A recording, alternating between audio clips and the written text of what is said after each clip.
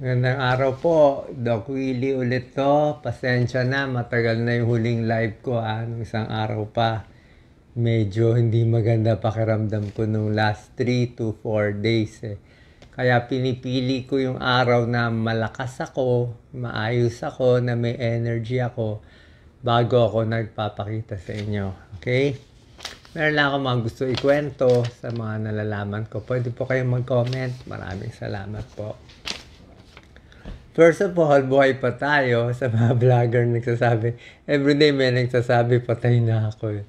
So, pang clickbait nila, ay nako, Pinoy talaga. May nagbabalita sa akin na marami daw uminom ngayon ng antidepressant. Kasi daw, nadidepress daw sa akin. May sakit daw ako. Sabi ko, grabe naman. So, wag na po. Para sa akin, hindi nyo kailangan ng antidepressant. Magla-live na lang ako. Ha? Lahat naman may hangganan yung buhay. Pero, so wag na kayo inom ng antidepressant. Wag na kayo muna pupunta sa psychiatrist. Okay naman si Doc Willie. Medyo okay naman yung kulay ko, di ba? Maayos naman yan. Sa unang-una, malaki ang pasasalamat ko sa lahat na nagdarasal, nag-share. Ang dami-dami, sobra dami. Thank you so much. Maraming salamat sa 99.9% na nagpapasalamat, nagdarasal. I appreciate it. Malaking tulong po. Pang-ilan na ba yung chemo ko? Nakaka-second chemo na ako. And malalaman natin yung resulta kung lumaki o lumiit yung bukol by mga October 9. So, baka October 9, October 10, makwento ko sa inyo kung ano na nangyari dun sa 16 cm by 13 by 12, mga ganito sa kalaki. Para siyang football. Kung lumiit na ba? Pag lumaki, bad news. Pag hindi lumiit, bad news din. Pag lumiit konti, pwede na. Pero malay mo, baka lumiit ng kalahati. Who knows, di ba? Who knows, baka lumiit. Hindi natin malalaman kung taba ba to, laman na to. Pero nakikita ko, marami nang lumuluwag sa katawan ko. Tsaka, ewan ko lang kung maniniwala po kayo, marami ako nakukuhang messages Minsan, like ngayon, ang problema ko yung chemo side effect ng fecal impaction. So, isang palang problema dito sa doxorubicin, papatigasin ang dumi mo. Bukod sa mawawala yung buhok mo, ang dumi mo magiging parang bato. So, ang hirap siya talaga. So, lahat ng mga mucosa ko, nagkakasugat-sugat. Ito yung nakita nyo, nangingitim siya. Dark siya maitim siya. Lahat ng dulo maiitim. Pati dito mucosa maiitim. Alam nyo naman dito sa may puwet natin, ano yan, mucosa yan. So, sobra siya sensitive, konting gas-gas, dudugo siya talaga. So, masakit. Pero yung bukol, so far, mukhang mabait naman siya. Hindi siya nanggugulo. Huwag ko lang dadaganan sa kanan. So, I think it's getting better. Nasa kulay, nawala na yung jaundice ko. Mas nakakakain na ako. Sabi nga ng doktor ko, ni Dr. Ang Peng Kiam, talagang hindi to laro-laro, hindi to play-play. Away talaga to, laban ng bukol. Kain ng kain, kahit ano makain mo. Kainin mo lahat para may laban ka. Idumi mo lahat, kain dumi, para may panlaban tayo sa cancer. Kasi yung cancer mismo, kumakain siya ng sarili niyang pagkain Kinakain niya yung pagkain natin. So pag kumain tayo, may kahati pa tayo. Okay? So maraming salamat. Pag nakita niyo ngumingiwi ako mamaya, baka umaatake yung sakit dito sa puweta. Nasabi ko noon na pag sa Pilipinas ay 3 araw, patay na ako. Tama po yun. Ayoko na masyado i-discuss to kasi syempre nagpapasalamat din ako sa mga doktor natin sa Pilipinas, mga kababayan ko. Pero Ang nangyari kasi, I was 165 pounds at yung tubig sa katawan ko umabot na dito. Nandito na yung tubig. Buong pa ako manas na. Tiyan ko manas na pala. Leg ko no, makita nyo, galit na galit, diba? Yung unang video ko. Hanggang dito na yung tubig ko. Baga ako may tubig na, pleural effusion. Konti na lang, 1 to 2 days, wala na ako. Parang SVC syndrome na, IVC syndrome, talagang barado na.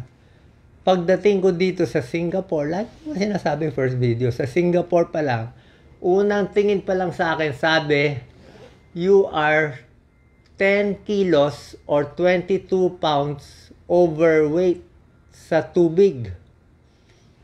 Kaya unang araw pa lang, tinanggal agad yung tubig. Tinanggal nila agad yung tubig. Albumin, Lasix, pinaihi ako ng pinaihi. Hanggang bumaba yung tubig. Kaya nakahinga ako. Diba? So, sabi ko, parang God's will yun eh. Kasi medyo delirium na ako noon. Yung kapatid ko na namahala sa akin, sinakay na lang ako sa airplane. Tapos nakita ko, nandito na lang ako. Actually, ayaw pa nga ako gamutin ng doktor ko dito. Sabi niya, sino ka ba? Ba't ka nakalusot sa linya? Mahaba pila sa akin. Bas sabi ko, umiyak na lang ako. Sabi ko, wala akong magagawa. Nandito ako eh. Jaundice na ako. Ganito na ako. Kita mo naman yung isang hawak pa lang niya. May laki ng bukol mo. Grabe. Pero sabi niya, huwag kang mag-alala. In 48 hours, papagalingin kita. Sabi ko, 48 hours ha. Galing ha. Oo nga, 48 hours. Tinanggal yung tubig, may gamot agad. So, in 48 hours, bugbog agad. Sabi ko, grabe healthcare dito. Kaya nga sabi ko, kawawa talaga yung kababayan natin. Pag may chance ako, aayusin ko. Kaya para sa akin, naging parang God's will to. Parang, I mean, kung wala ng purpose ang Diyos sa akin, hindi dapat patayin na ako. Pa? Kung wala ng purpose, di dapat din ako nag-abroad. Patay na ako, tapos na, that's it. Nakita ko na nga nanay ko, sinusundo na nga ako. So that's it. Diba? So nabuhay pa ako, may mission ako. Number 1 mission, nakita ko, kailangan bumait ang mga Pilipino. Kailangan bumalik tayo sa Diyos. Hindi na pwede yung puro scam, puro fake news, puro paninira, puro benta ng boto, puro pagmumura, puro kung ano na lang pinapanood. Hindi naman pwede ganun. Mamalasin tayo. Paano tayo yayaman bilang bansa kung puro ganyan na lang ang laman ng utak natin? Diba? Dapat konti naman. Konting balik. Tingnan natin. Tingnan mo yung mga overseas natin. Ang daming Pilipino dito sa Singapore. More than 50%. Ang gagaling. And there's ko ngayon, Pilipino. Ang gagaling. Oh, sa Philippines, ang nurses natin, 1 year, 2 years, aalis na.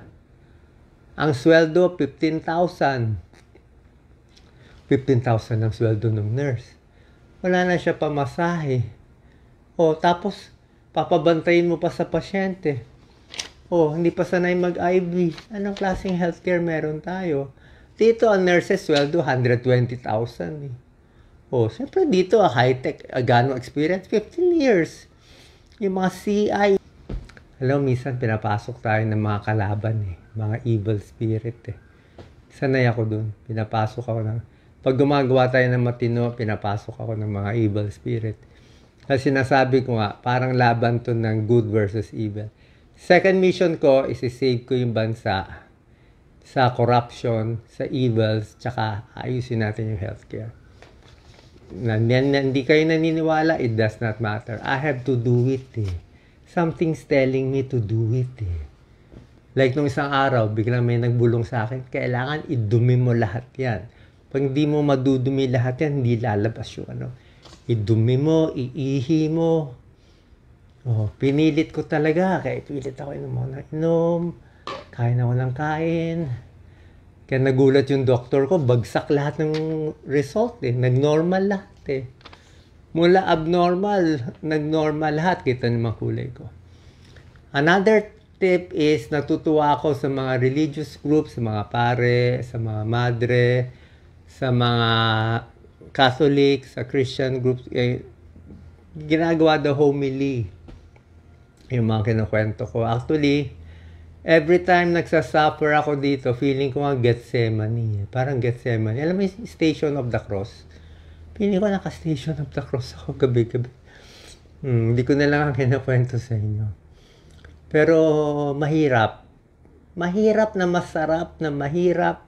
Kung kailan sobra sakit na sakit na sakit na sakit, biglang may konting ginhawa, tapos may konting liwanag, may konting magsasabi na naayos na to, naayos na to, naayos na to.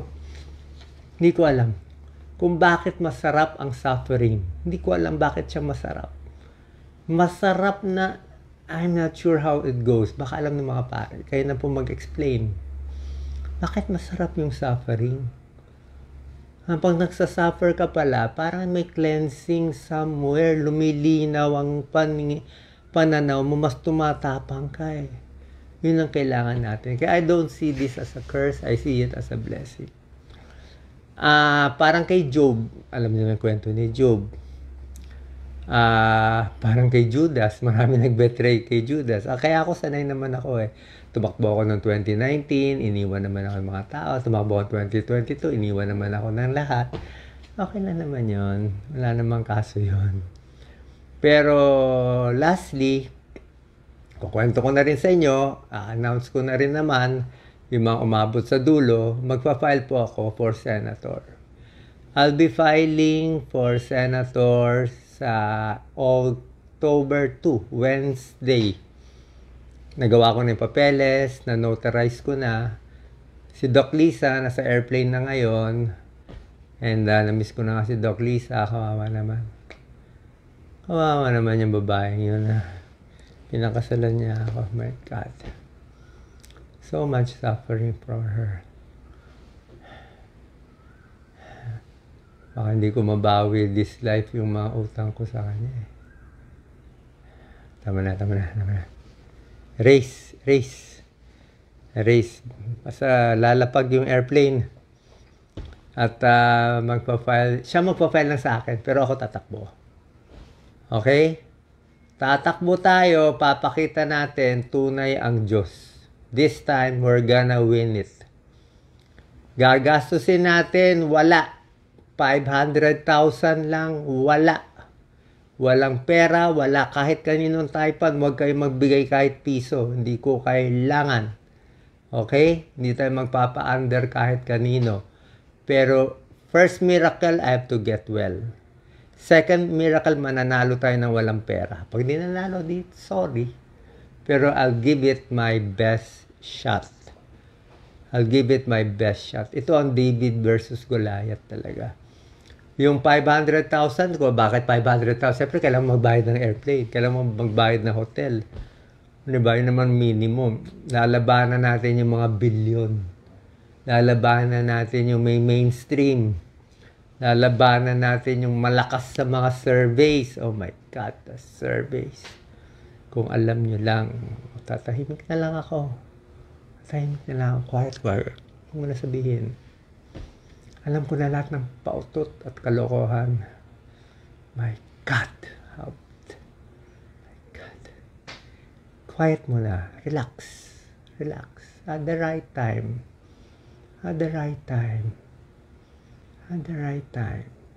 They will know. Mahirap eh. Pero I'll do it the cleanest way. Hindi tayo connected kahit kanina. Hindi tayo admin, hindi tayo Duterte, hindi tayo opposition. Wala lang. Ako lang mag-isa. This is me.